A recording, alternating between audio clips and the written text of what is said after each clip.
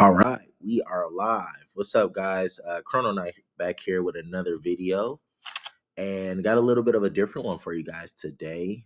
We're going to do a tier list video, and this is me predicting, based on the current meta and just some practice games, the decks that I've kind of come across, and even some older decks, and just seeing how they kind of match up in the current format. So yeah, I'm gonna take it one deck at a time. I'll break down the tiers. So my viewpoint on this is if you took this deck into a tournament, how I think it will perform, right? And so tier one is gonna be like obviously the decks that are projected to either consistently get a top placement or win the whole thing. Based on whether or not you're a good pilot, but the deck itself has all the tools necessary to win. Tier two is like the deck is really, really strong, but it would probably take a really, really good pilot as well as some good sideboard options to really push it through to not only top, but to have a chance to win the tournament. Tier three are decks that I believe are not going to top, um, but they have some really good tools and they might have a unique dynamic that's not the same in other decks. However, it's probably missing a few key pieces or has some consistency issues or has other things that are kind of holding it back. And then the last tier, casual only, is like uh, just play this in casuals. You might just play it for fun, but it doesn't have the most competitive tools to squeeze into a 34 card deck to make it competitively viable. So yeah, without further ado, let's go ahead and jump right in. So the first deck on the tier list is going to be bugs, burrow bugs. And as far as burrow bugs are concerned, I'm thinking about the um, aggressive version of the bugs. There is also a mid-range version, but I would probably give both of them the same type of rating. So the thing about barrel bugs that is really cool is that they have some really nice removal with the queen, and the whole gimmick of the deck is to discard the bugs from your hand, and then their abilities start to pop. So whether that's drawing a card, reviving another barrel creature, or for example for queen, giving it the ability to attack twice. Um, it's a really solid gimmick. The issue about Burrow Bugs in the current format is that I think it struggles to create two creature boards. And in this current format, with everyone kind of really consistently getting solid boards and the boards even becoming more sticky, and I'll talk about that later as we get further down the tier list, I think bugs are going to struggle. And so, with that being said, I'm going to place bugs in tier three for right now. Okay. So this next artwork is actually going to be Xemius, the turbo version. So I decided to put Dark Space Devourer as the card art for this one because Devourer's ability is once per turn, you can mill the top four cards and send it to your graveyard. And the whole idea about Xemius is that you want to get 8 unique planets in your graveyard as well as Xemius. And then every turn, Xemius revives itself. Um, which is a really, really strong strategy. The thing about Xemius that I think I'm not really liking right now is that with 440 power, 440 health, after you get Xemius set up, right? So it takes some time to get it set up. But once you get Xemius at full power, it still runs into a couple of walls, whether that's the Scardians, which I think in every format you still need to respect because they can really catch you off guard. And sometimes it could be an auto lose or auto loss situation if you're just not prepared. And then I'll talk about it later, but the Shape Knights, um, their boss monster has 480 health. And I think you can really put yourself in a vulnerable position milling so many cards just to get one thing set up and it still not be as powerful as you would like, right? Now, what I would be interested to play around with is the cards that you choose to make the planet. Like you need all 8 different planets, right? But there's some flexibility as far as what creatures you can put in to cover that requirement. I haven't come across anything that is significantly stronger than how Xemius has been played before. And so I'm going to, um, but Xemius is still a strong strategy nonetheless. And people have figured out how to make it more consistent with cards such as card consuming Cosmic Creator and Dark Spark Diabolus. So I'm going to put it at tier 2 for right now. Okay. So for the next card art, we have Flooper, and Flooper is going to represent Guile's midrange. I do have Guile's mind controlling here as well, which would be the top hat cover art. But for right now, we're going to talk about Guile's midrange. Guile's midrange to me has always been a fairly impressive deck because it's very consistent and it has a lot of utility, especially with the use of temple traps. It has one of the best defensive activators in terms of like creature versus creature battles, right? Um, what I think is the problem with this strategy, though, is the power level. The boss monster being 400. Yes, you can resolve temple traps, but I think people are a lot more prepared for that now. And then we're talking about in a tournament setting where you got a best of 3. Once people start siding in super floopers of their own, as long as people still respect Giles, um, and even without that, I think the deck is still going to kind of struggle because I think it's starting to get power crept by a lot of the new cards and the new strategies that are coming up. And so, with that being said, I don't see it topping, but it's still a solid deck nonetheless. But I'll put it in tier 3. Okay. The next deck we have is Army of Justice, and this is not a meme. I put Army of Justice in here because I think it's one of the best decks that has used combiners, in my opinion. Um, there's some really nice utility when you have a deck with Giles, Barrow, and Sindian working together. Couple issues that I see here with this particular strategy in a tournament setting is that although it'd be kind of awkward to side against it, I think it kind of gets hurt indirectly by other strategies, right? Like any mind control strategy is really gonna hurt this deck because it's really reliant on the combiner itself. And so getting the combiner stolen in any way or the consistency issues of trying to get it set up in the first place could kind of run you into some problems. And then similar to Xemius, I mean, if you think about the power level, it's 440, um, 440 power, 400 health. Still not the best stats to stay as competitive with other decks. And so I would be curious to see, and I would love your comments on this and below, but I would love to see how combiners are able to change and evolve in the current format because I think there is a spot for combiners to really do some damage because a lot of the top decks that I'll talk about later really focus heavily on stars and things like that. So for now, I'm going to put Army of Justice in. This is tough. I'll hmm. I'll put it in casual only for right now. Um, yeah, I'll put it in casual only. I have another deck that kind of uses a similar strategy later down the list, and I'll justify that at a certain point. Okay. Next, we're going to talk about Sindel Control. Sindel Control, we got Gahanna. Um, I think similar to the combiner strategy, I'm going to put it in casuals only as well. It has one of the strongest gimmicks, I think, in the game, being able to just like snatch your opponent's creature, right? So, like any creature, you just take it off the field, even if it is a opposing combiner. If I'm not mistaken, I believe that interaction does still work. Um, but then Gehenna itself becomes sticky, right? So you take the creature, and then if Gehenna was supposed to die in any other way, you can detach that creature and protect Gehenna for another turn. The issue I see with this deck is that it really lacks the aggressive power.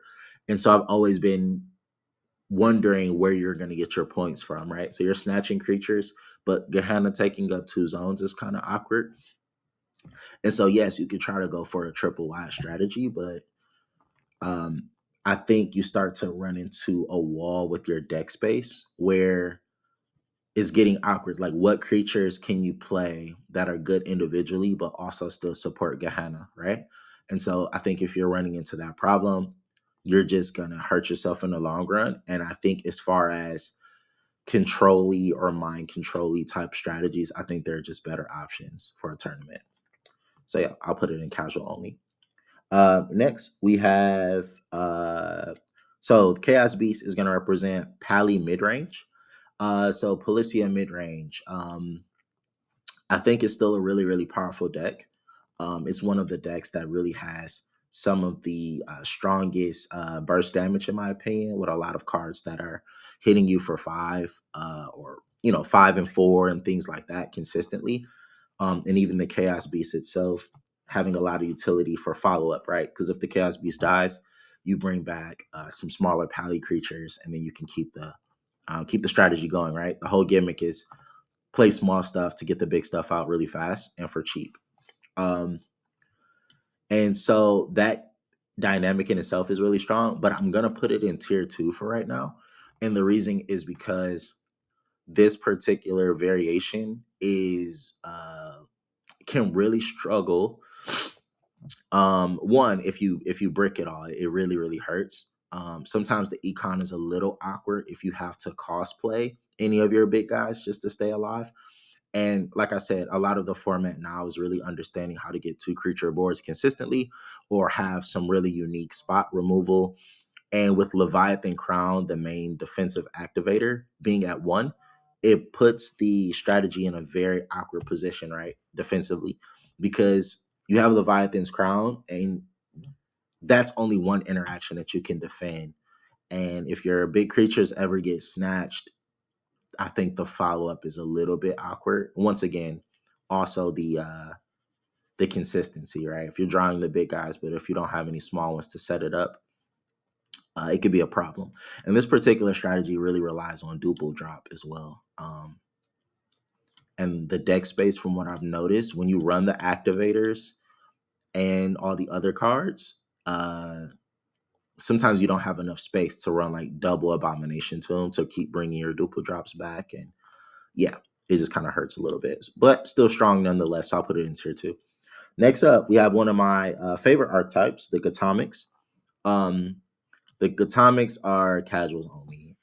It hurts me because I really want this strategy to work, but for the amount of cards that you have to run in the deck to justify the archetype, and the amount of cards that you would need outside of the archetype to try to stay alive or make it competitively viable, is a little bit too much, right? And so once you start creeping past needing 34 cards in your deck just to keep your strategy going, you're really in a bad spot, because it puts you in a position where you're very susceptible to bricking. And in a tournament setting, you brick one round and you can very much be eliminated. And so you want to run strategies that are consistent or have a lot of flexibility for follow up. I'm going to personally explore some strategies with Gatomics, and maybe it's a ratio thing, and maybe it's a matter of a strategy we haven't discovered yet. And if we get enough comments and likes, I would actually make a separate video related to Gatomics and try to push it to as high of a tier as I can, right? By playing around with the different strategies. But for now, casuals only. Next up, we have Gaia's Mind Control. Gaia's Mind Control, I still respect as a really, really good strategy. Being able to snatch your opponent's creatures and use them against them. And in my opinion, probably the strongest type of Mind Control next to the one next to it, which is Sindel Mind Control.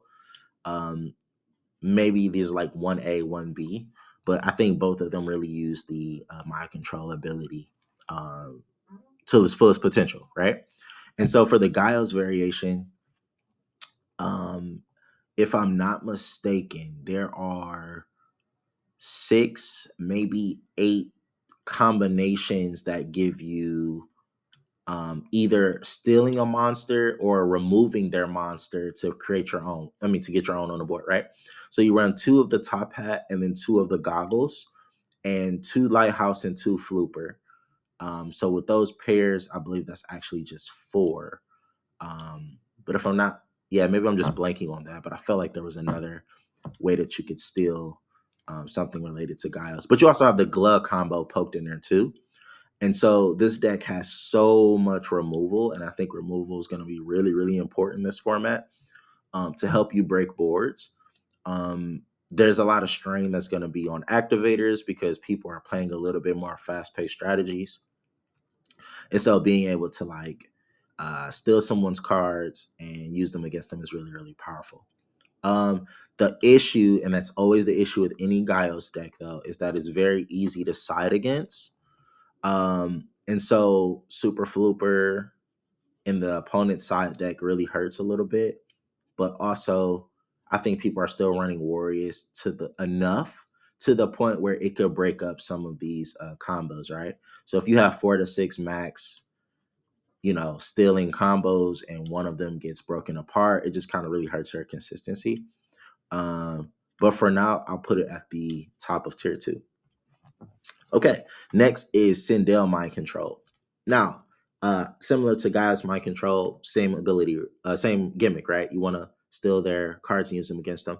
But the difference with this particular strategy, and please check out my other video as I break down what's involved with this strategy, is that it combines the power of Sindel Tempo with the power of stealing a person's card. So it's not reliant on one strategy or the other, and it offers so much flexibility. And I think this particular type of strategy is a little bit more fast paced and it keeps up with the current format, right? So it gets you your 2 creature boards. And then whenever you run into a rough spot where you're going against a really powerful creature that might wall you off, then you switch over to the mind control strategy. And so that flexibility is really good. Sindel by itself has a really good economy. Whenever you're battling creatures and they get killed, you get an extra star. And so economically, it's really, really strong. You can still have some solid draw power. You still can run Bone Ladder. Um, and another thing that I really like is not only are you stealing cards, but the Kabonk Battle Body gives you plus 30 for each planet type of that card. So if I steal a Sindian card, for example, it becomes Sindian and Sindel. And so that's plus 60 power and health. And that's removal, like all that in one. And so for that, I think it deserves to be in tier 1. And I think it's a good strategy in the current format. Next up, I have Hyderon. Hyderon is actually representing Voltron, right? So I have 2 Teklar decks here. This one is Teklar midrange, and this one is um, Voltron. So Voltron is basically like my Teklar version of APC, where you put some really powerful cards from at least 4 or more different planets, so you can utilize Soul Shroom. It still has one of the best removal swing combos, in my opinion, with safety cables, shuffling a card back into your opponent's deck, and then getting you stars if you use it right with Enderman's Telescope, and then getting out the Chaos Beast Hyderon to swing for 2, and that could be potentially an 8-point swing. So it has a lot of power in it. And this particular package can also run Serpent, which I think is going to be very, very useful in the current format. What I've always thought was a little clunky about the deck is that it's kind of reliant on Talakon trying to get your thing started, and sometimes lightning squalls, right? Because you need to play a Teklar creature to kind of peep at the top of your deck. And so there are instances where because you're running so many different planets, like you're not getting the type of card that you need at the right time. And with the format feeling a little bit more, fast paced, or things getting shuffled back into your deck, Soul Shroom is becoming less powerful, in my opinion. And the time it takes to get the combo set up, although it is strong, you can still play around it, right? And then once again, 350 and 390, like 390 health can be easily swung over, in my opinion, nowadays. It's still respectable, but yeah, that's just me. I would love to do some more test games with it versus the current meta, but for now, where do we place this? For now, I'm going to put it at the bottom of tier two.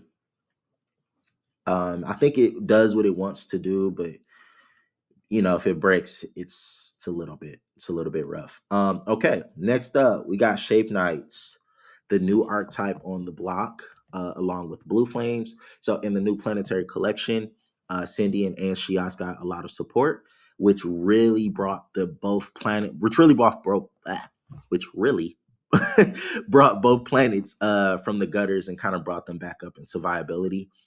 And the Shape Knights as an archetype, I believe, is um, extremely solid. Right, there's a lot of synergy. Triangle being able to search out Lionel and Hex. Um, Square being some really good spot removal. Octorius with its really powerful stats and the ability to regain stars can really pressure you.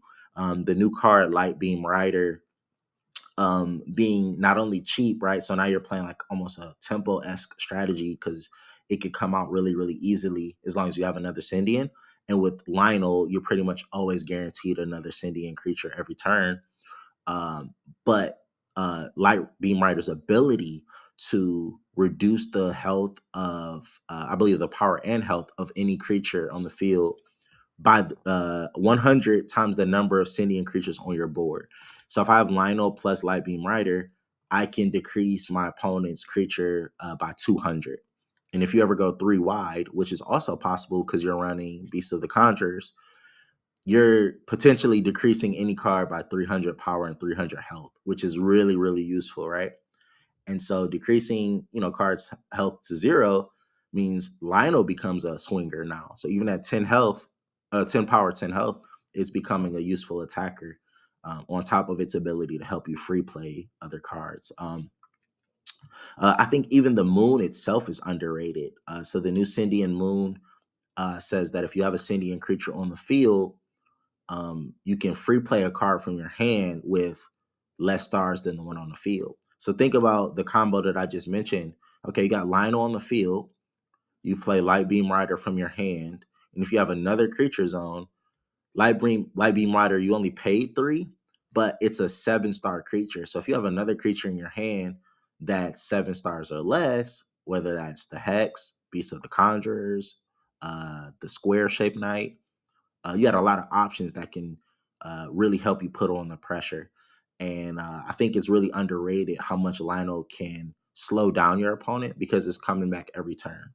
So when I talked about these strategies like Pelisium, for example, and Burrow Bugs, where they're kind of struggling to get the 2 creature boards, you really feel it when you're facing against the Shape Knights. And so for right now, I think Shape Knights is top of tier 1.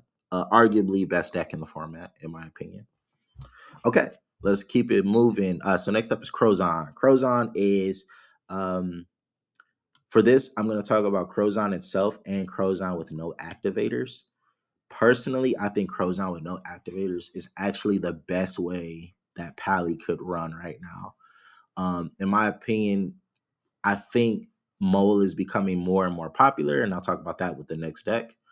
Um, and this just plays around that completely, right? If you don't have any activators in your hand to get killed, then their Mole is going to be useless pretty much. Like it might kill something. And Pelisium creatures already have really strong health in themselves. So imagine your opponent has to commit excuse me. Imagine your opponent has to commit a KO and a lava mole just to kill one creature and hope that they hit an activator. But if you're not running any activators, they've committed 2 cards and now their board is empty. And so you can get a lot of follow up. And what I really like, and I'm going to put this in tier 1, by the way. And what I really like about Crozon is that it keeps up with the draw power, right? If you play it properly, you have enough creatures in the no acties version where you're drawing consistently, um, and you're running through your deck, and then you're keeping the strategy going, right? I got my small creatures, I kill my small creatures, get my big creatures, and then with the moon, I'm drawing a card every turn. And you just kind of rinse and repeat. And a lot of decks are going to struggle to kind of keep up with that. And honestly, I'll put that type of strategy over the Sindel Mind Control strategy, just because it has a lot of burst damage, which is going to be really useful in this particular format. Um, as far as people siding against it, um, hmm, mm, I think people can still side against Polysium pretty effectively. But ironically, with people being concerned about the other two, the new decks, the Sheos and the Sindian deck, I'm wondering how much space people have to really respect Pelisium. And so I'm curious to see how that goes. But yeah, for now, I'll put Crozon, no Actes in tier one. All right, next up, we got the Blue Flames. Super, super good strategy, in my opinion. And I've been testing out the Blue Flames as an engine, like an engine in other decks, and other strategies, or just pure Blue Flames. So for right now, we'll just talk about pure Blue Flames, which means you're just running all Shias creatures in your deck, and you're just trying to get the Blue Flame combo set up and just kind of turbo out and hit for big damage really, really fast. And so I'm going to put this in tier one. I think the strategy itself is really, really strong. It has a couple of weak points, which is why I put it slightly below. I think these two decks are interchangeable, but for now, I'll put it as like one notch below the Shape Knights. For a particular reason, I think if the Blue Flame combo, if it takes too long for you to get it set up, or if it gets broken where you can't get the loop going, then you're just left with basically a Shias deck. And the Shias deck has kind of had some struggles as far as like economy. You know, what cards do you run? Do you have enough Shias creatures to use with the moon? Are you supposed to run a mouth strategy, crimson grenade to be exact? And so it kind of puts you in an awkward spot, right? Um, what I think is really, really powerful is the new moon that came out, which is Motown. Motown says once per turn, you can give your Shias creatures plus 50 power, or you can add one counter to your Shias planet. And if you don't know, the Shias planet says when you hit 3 counters, you can draw a card. The counter is how many killed Shias creatures you've had killed by an attack or by an opponent's card ability. And so that really buffers, right? Because this card itself, and I think people are think about the mirror match, right? If someone plays Joker against you, their goal is to shuffle your stuff back into your deck and then attack you to the face. And so if they're not physically killing each creature, you're not getting a counter towards your moon. I'm sorry, or towards your planet. And so the moon really helps with that. And then it gives you some flexibility. Like if you're hitting someone for face and you add another 50, that could be a difference of getting another point or not. And we're not even talking about once you add Zomato into the mix, right? Um, One glaring issue that I've noticed in testing is sometimes stars are awkward. And so I think you do need to run the new card offerings to EOS, which is you kill 2 cards with 2 cards that are 6 stars or lower that add up to an even number, and then you get half of that number as stars. So if you send a 6 star and a 4 star, that's 10, and you get 5 stars, and then they're sent to your graveyard. Um, this is useful because sometimes that gets the blue flame combo going quicker. Because if you get Jacra Engrave and then you draw the blue flame, or if you get Laji to search the blue flame permanent resource, now your combo is pretty much live. And also, like I said, you get the stars from the resource card. Um, so yeah, uh, sometimes stars can be an issue, but I still think the pure strategy is pretty strong, and I'll put it in tier one. Cool. All right. Proceeding. Okay, next we got OTK. Now, I personally do not like any strategies where you could just win outright that quickly.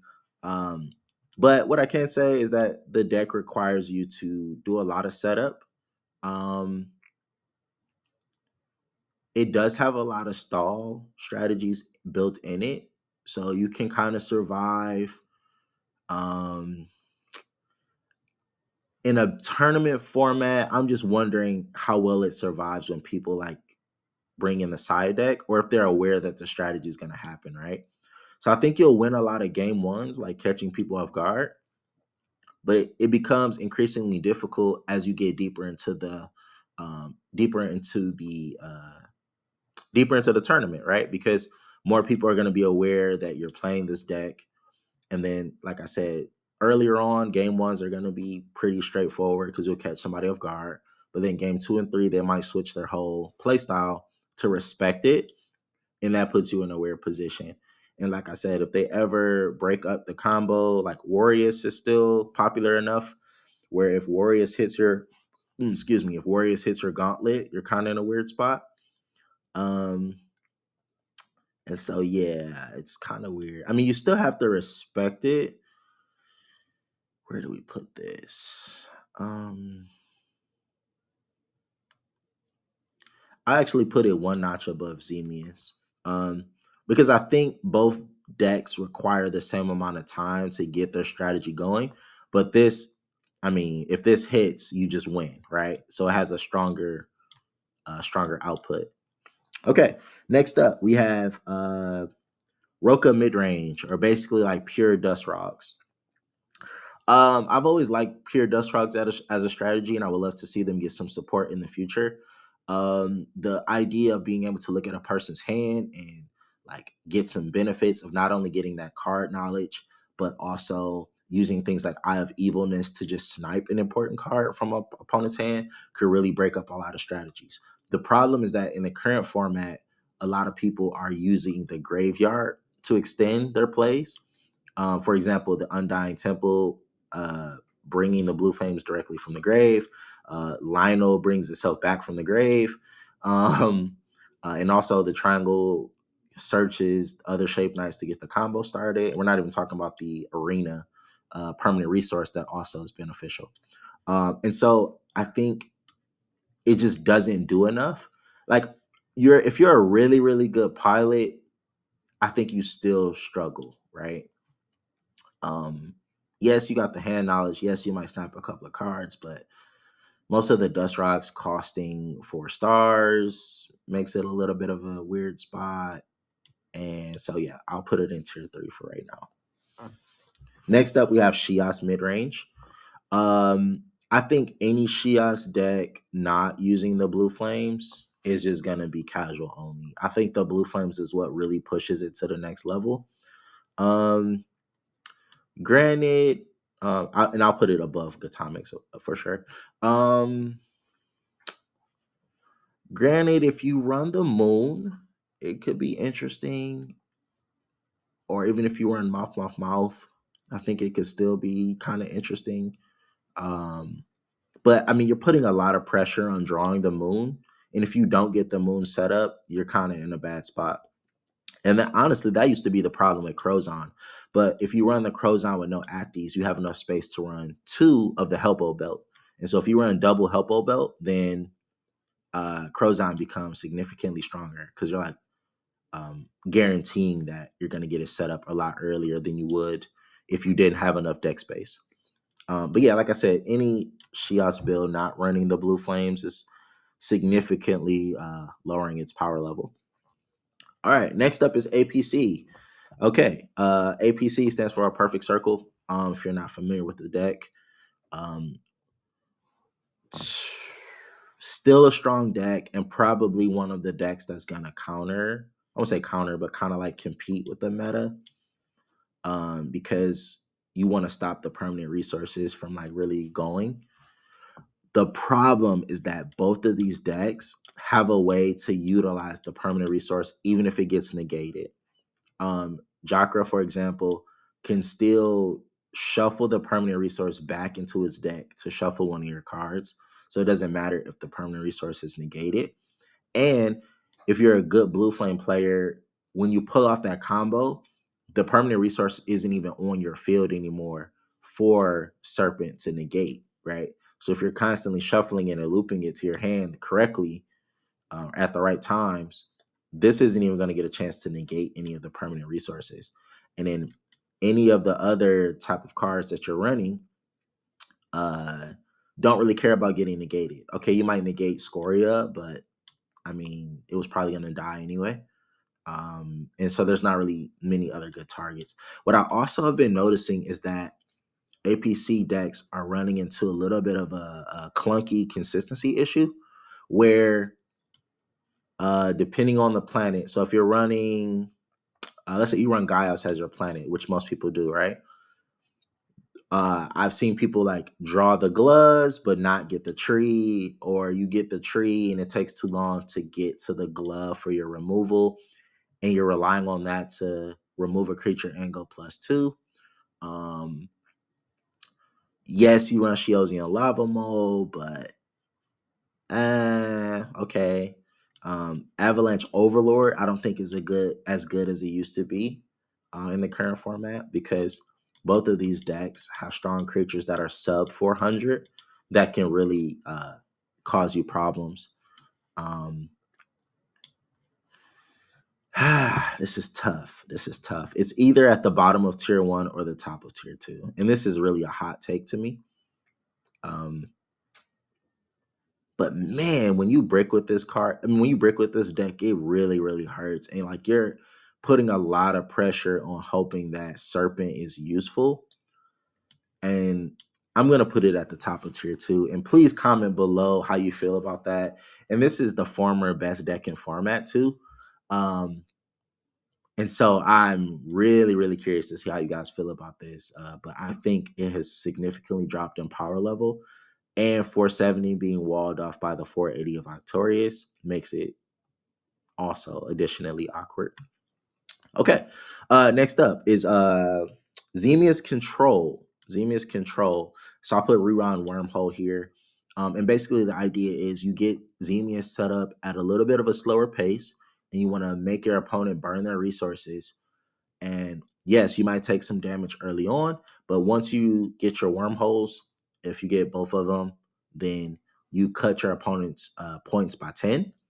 And a lot of decks, if they run out of gas, which could be possible with these decks, yes, they have a lot of recursion built in, but it is possible for you to just kind of run out of gas trying to loop these strategies over and over again. And yeah, but I mean, it's stronger than the Turbo Xemius in my opinion, but maybe it's only slightly better. And so I'll put it here. And the reason I'll put it here only in middle of tier 2 is because if you do not draw the wormholes early enough and your other cards are just kind of lackluster stall cards, that's not going to be enough in the current format. Like, think about a mind control strategy. Um, Even not to mention APC gets some really strong burst damage. Any of the pally creatures hitting you hard is gonna hurt, and so like you can't waste too many turns like hoping that your opponent doesn't do a lot of damage. These tier 1 decks have a lot of damage output. So for that reason, I'll put it in the middle of tier 2. Okay. Next up, we have Skelligas. Skelligas is representing pure tempo. Pure tempo, I'm always a fan of the Sindian strategies, but I think pure tempo is in a very, very awkward spot right now. I mean, gas still being at 1 kind of hurts. And then even if gas was at 2, I think it's still missing an X factor. And that's why I created the mind control strategy, because like built-in removal to break an opponent's board and hit them for big damage with their own stuff increases the power ceiling. But this is so reliant on Gast and Queen, and a lot of people know how to play around that strategy now. And on top of that, because you're putting so much pressure on Skelligast itself, you're setting yourself up for failure in the course of a tournament, because these two decks are going to be popular. And this deck in particular, Jakra is going to shuffle gas back into your deck, and you're going to struggle to get it set up. So imagine if you wasted both your Bone Beaks, um, or if you try to use Darkspark Diabolus a couple times just to get it milled into the grave. Yes, you bring it back, and that gets your Abomination Tombs and your Bone Ladders ready to go. But if they shuffle this back into your deck, you're just not seeing it. And with this being a core part of the engine, getting this cut off is really, really going to hurt. Granted, it does have the space to run 2 Sheosian Lava Behemoths. Time Portal still needs to be respected. Um, But for the reasons I just mentioned before, I think you're kind of setting yourself up to really go against the grain. And even if you are a really, really good pilot, I think there are just better options um, to play instead of just kind of trying to make the strategy work. Um, I believe it is tier 2 for now, but with the current meta being a strong counter to it, I'll just put it right here at the bottom of tier 2. Once again, comment below. All right, next we got Bugonk. Now, Bugonk burn in particular, right? Idea is you get Bugonk out. Bugonk says even if your opponent has a creature, I can hit you in the face, and then you pair that with the Starship attachment and the Blaze Elixir attachment to hit them for 8 points. The problem with this deck in the past is that, excuse me, the other Sindian cards or other cards that you might run with the Bugonk were not solid enough to help you buy time to get Bugonk set up, right? Or protect Bugonk. And where Bugonk would just get like that one, maybe 8 point swing if you're lucky. Even that takes time to get set up. But if that didn't work, then you were just like, okay, sitting there with some bad Sindian creatures, bad Sindian creatures, excuse me. However, I think, and this is me, thinking about theory, if you pair Bugonk with the Shape Knight engine, now we're kind of talking, right? Think about it, because the attachment cards would also work with Lionel. It's just the difference that you have to make sure their board is cleared first, because Lionel can't swing past creatures. It has to be an empty board. But Lionel works with the Starship attachment as well as the Blaze Elixir, right? So you're making Lionel more useful, even if you want to use Lionel to kill a creature. And so it adds a little bit of consistency. I think what you give up, what you gain in consistency, I think you give up in, I'm sorry, what you gain in utility, right? You're being able to use the attachments with Lionel and things like that. You're losing in a little bit of oomph and consistency in your other cards because you're spending a lot of deck slots for the attachments. And keep in mind, Warriors is still popular enough where it can hurt you and break your strategy. But I think this strategy should really be tested and respected, in my opinion. Um, is it better than APC? I'm not sure. I'm not sure if it's better than APC. I still have to respect that deck for what it does. Um, but in theory, with the Shape Knight engine, this could just be a weaker version of Shape Knights, a little bit of a slower version. But for all the Bugonk enjoyers, rejoice, because I think you got the support you needed. Okay, next up we have Solo Aggro. Okay, Solo Aggro to me is in a very weird spot because the Scardians are still strong and they need to be respected. The solo combo can still hit you for a lot of damage, but I think the meta is going to lean towards shuffling cards back into your deck or just putting up boards that are really, really hard to break through. And so even if you're getting solo aggro set up, it's tough because even with solo aggro and the Blaze Elixir, think about going against Shape Knights, for example. If they have 2 creature boards, you're wasting your strongest aspect of the deck just to clear 2 creatures, right? And one of those creatures is going to come back every single turn in the form of Lionel. And so there's enough of like a buffer and wally type strategy between this one and then the shuffle strategy in this one that's going to make Roka aggro struggle a little bit. And not to mention, if you're going against Blue Flames, which I think will be popular, shuffling Moon back into your deck is going to hurt you because you play Sun, you put Sun into your deck to get Moon, but if they shuffle Moon, now you have to wait until you can um, draw into Sun or draw into Moon again, right? And you're losing a lot of valuable time. And the other cards surrounding the Scardians and surrounding Solo Aggro, I think, are not enough to keep up. So where do we put this?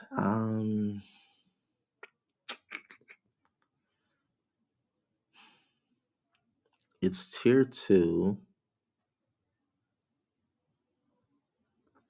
I feel like the meta is just designed to counter this a little bit. I would feel more comfortable playing it over the rest of these decks and the Zemian strategy, but I mean, even I think OTK would be a better option. It's kind of funny to say because I don't like that deck. Um, so yeah, and maybe I change some of this at the end, but we'll see. Okay, next up we have Ozos, right? So Ozos is Titan of Justice. I put this on there because it has the dynamic of spot removal. So if you get this set up and if you know do the strategy properly, almost every turn you can pop a card. The problem is that the stats are just so bad, and the amount of time you're spending to get this card set up, and then you're locking yourself into Gaios, Barrow, and Sindian, which are two of the three of those did not get the proper support. I mean, didn't get support recently, and the top decks did. So you're kind of restricting yourself, and I think there's just better options. So I'm going to put it in tier 3. Um, I almost want to put it in casuals only, but I think if you pull off the combo, I mean, it's a respectable combo, right? Um, I think bugs are better. God's mid range is better. It's probably a little bit more consistent than the Dust Rock, so I'll do it like this.